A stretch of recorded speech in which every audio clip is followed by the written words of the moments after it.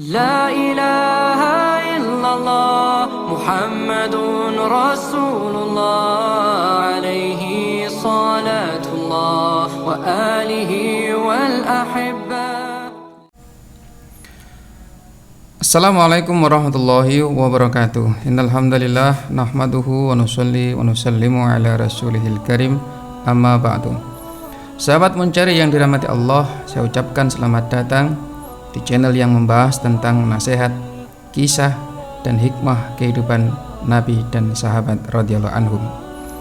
Sobat sekalian, di video kali ini admin akan berkisah tentang perjalanan hidup seorang manusia pada zaman Nabi Muhammad SAW yang bernama Abu Bakar As-Siddiq radhiyallahu anhu. Kepribadiannya yang santun, akhlaknya yang mulia, pengorbanannya yang habis-habisan untuk tersebarnya hidayah Islam ke seluruh penjuru dunia, menjadikannya manusia yang dijamin sebagai ahli surga oleh baginda Nabi Muhammad SAW, padahal orangnya masih hidup di dunia. Meskipun demikian, dia tidak pernah berhenti beribadah kepada Allah dengan cara baginda Rasulullah SAW. Sekali lagi, dia adalah Abu Bakar As-Siddiq radhiyallahu anhu. Abu Bakar As-Siddiq adalah manusia yang hidup pada zaman Nabi Muhammad. Menurut Nabi, keimanan Abu Bakar apabila ditimbang dengan seluruh iman manusia kecuali Nabi dan Rasul yang ada di seluruh muka bumi ini, masih lebih berat keimanan Abu Bakar. Selain itu, Abu Bakar adalah insan yang memeluk Islam di golongan awal tatkala Nabi Muhammad diutus Allah Subhanahu wa taala. Apakah yang menyebabkan kemuliaan itu ada pada diri Abu Bakar? Simak terus penuturan admin. Nama asli Abu Bakar adalah Abdullah bin Utsman. Dalam perjalanannya lebih banyak dikenal dengan Abu Bakar. Nama lengkapnya adalah Abu Bakar Abdullah ibnu Abi Quhafah dari kalangan suku Quraisy. Sedang ibunya bernama Ummul Khair binti Syakhr ibnu Amir. Kelahiran Abu Bakar menurut Al-Hafiz Ibnu Hajar 2 tahun 6 bulan setelah tahun gajah. Artinya Abu Bakar lahir 2 tahun setelah Rasulullah Shallallahu Alaihi Wasallam dilahirkan. Dari kitab Tarikh Khulafa karangan Profesor Dr. Ibrahim Al-Quraibi. Masa pertumbuhan Abu Bakar lebih banyak berada di kota Mekah hingga dia mengenal agama Islam. Abu Bakar tumbuh menjadi anak yang baik dan berbudi pekerti luhur. Dirinya tidak pernah menjerumuskan diri dalam perkara-perkara durjana pada zamannya. Bahkan untuk minuman keras pun dia tidak pernah menyentuhnya.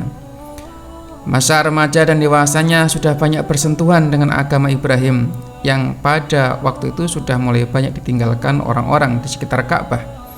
Selain berdagang dalam kesehariannya untuk memperkuat keyakinannya akan agama Ibrahim, Abu Bakar sering duduk berdiskusi dengan tokoh-tokoh agama yang lurus di zaman itu.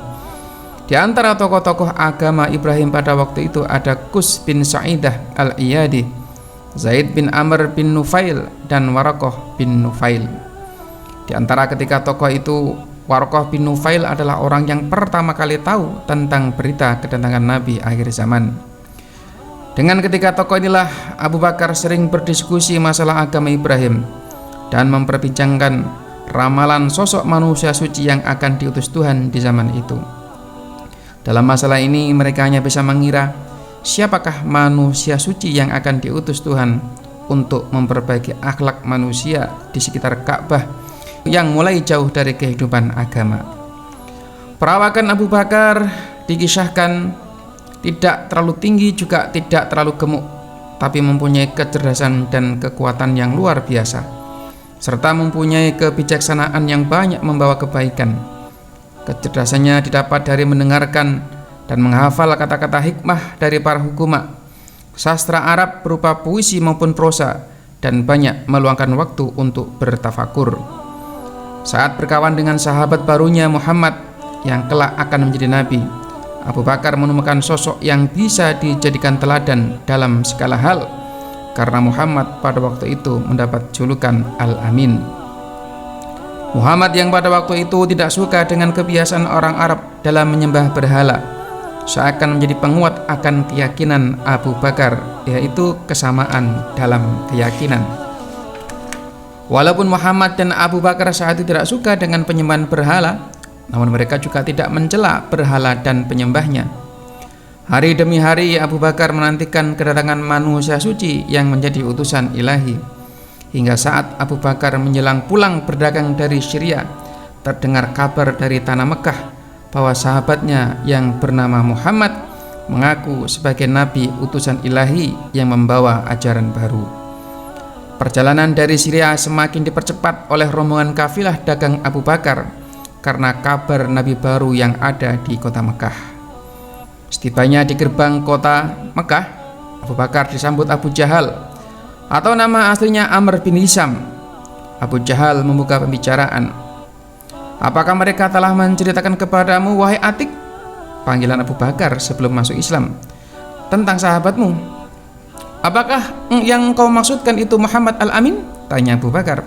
"Benar, yang saya maksudkan ialah anak yatim dari Bani Hashim itu," jawab Abu Jahal. "Kamu dengar sendiri apa yang dikatakannya, hai Amr bin Hisham?" tanya Abu Bakar. "Ya, saya mendengar dan semua orang pun mendengarnya." "Apa katanya?"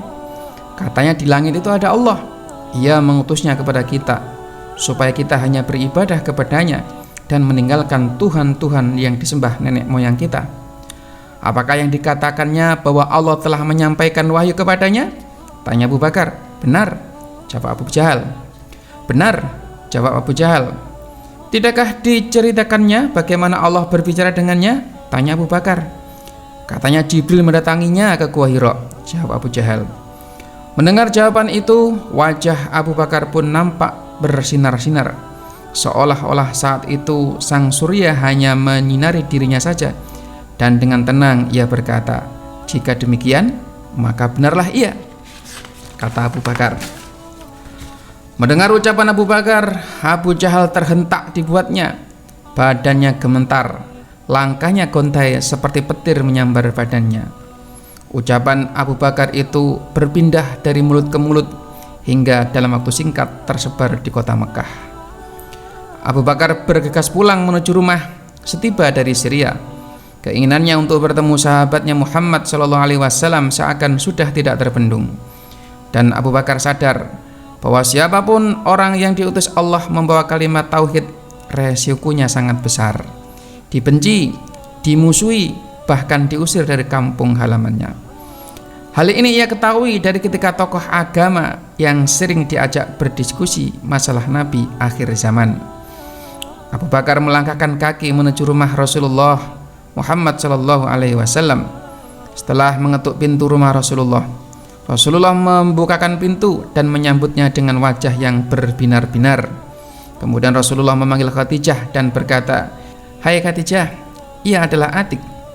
Saat itu di rumah Rasulullah ada anak kecil yang sudah memeluk agama Islam, yaitu Ali radhiyallahu anhu. Terjadilah dialog antara Abu Bakar dan Rasulullah. "Benarkah apa yang disampaikan oleh orang-orang itu, wahai teman sebangsa?" tanya Abu Bakar. "Apa yang mereka sampaikan kepada Anda?" ujar Rasulullah. Kata mereka, "Allah telah mengutus Anda kepada kami agar kami mengibadahinya dan tidak mempersekutukannya dengan apapun juga." "Dan apa jawaban Anda kepada mereka, wahai Atik?" tanya Rasulullah. Kata saya kepada mereka, "Jika demikian maka benarlah ia." Mendengar itu, air mata Rasulullah SAW pun bercucuran karena rasa syukur dan kepuasan hati. Dipeluknya sahabatnya itu dan diciumnya keningnya.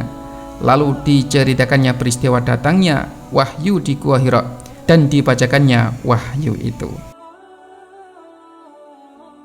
Bismillahirrahmanirrahim.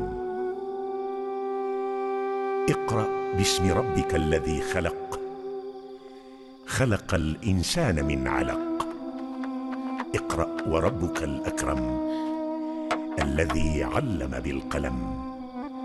'Allamal insana ma lam ya'lam. Shadaqallah. Abu Bakar mendengarkan dengan tertunduk dan khusyuk sebagai penghormatan kepada panji-panji Allah yang sedang berkibar naik di depannya. Dan setelah itu Abu Bakar mengulurkan tangannya kepada tangan Rasulullah Sallallahu Alaihi Wasallam dan diucapkannya dua kalimat syahadat, asyhadu an la ilaha illallah wa asyhadu anna Muhammadar Rasulullah. Abu Bakar memeluk Islam dengan yakin dan teguh Dan semenjak ia memeluk Islam, aktivitasnya dalam berdakwah mendampingi Rasulullah tidak pernah absen. Dan dari tangan Abu Bakar banyak tokoh-tokoh Mekah yang dibawa kepada Rasulullah SAW. Di antaranya Utsman bin Affan, Zubair bin Awam, Abdurrahman bin Auf, Sa'ad bin Abi Waqqas, dan Thalhah bin Ubaidillah. Demikianlah kisah keislaman Abu Bakar As-Siddiq, salah satu sahabat Nabi yang dijamin sebagai ahli surga. Apabila ada kritik dan saran, mohon dicantumkan di kolom komentar. Sekian dari admin, sampai jumpa pada video berikutnya. Assalamualaikum warahmatullahi wabarakatuh.